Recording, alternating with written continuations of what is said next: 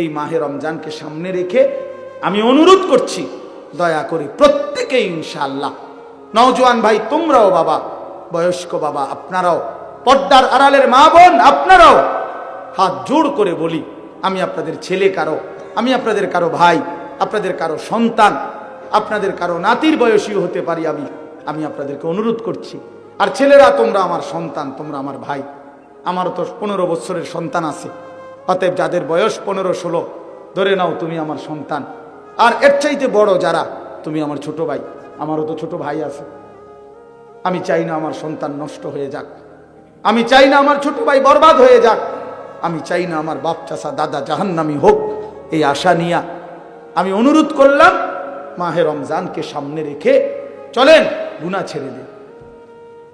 হিম্মত করি বাপ, ছেলেরা বলো না বাবা, একটা মজবুত সিদ্ধান্ত নিয়া নারী ছবি, অশ্লীলতা, মোবাইলের আসক্তি, নারীর আসক্তি, মদ জুয়া, নাচ গান বন্ধু ছেড়ে দাও।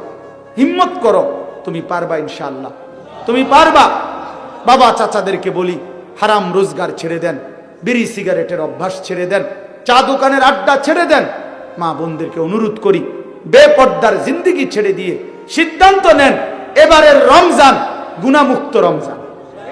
বলেন ইনশাআল্লাহ, এবারের রমজান বন্দেগীওয়ালা রমজান।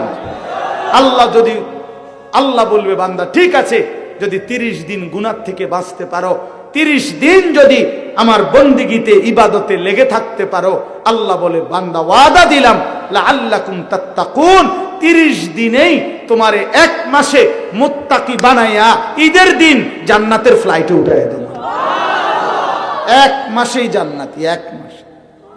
একটা রমজান তুমি 30টা দিন গুণনা আমারে সময় দাও, 31 দিন লাগবে না বান্দা, ভাল লাগলে 29 দিনেই আমি রেজাল্ট দিলাম। 30 বা 29 বান্দা, কথা এক কথা, তুমি আমার হুকুম মানবা, আমি তোমারে মুত্তাকি বানিয়ে দেব, 30 দিনেই জান্নাতি বানায় দেব।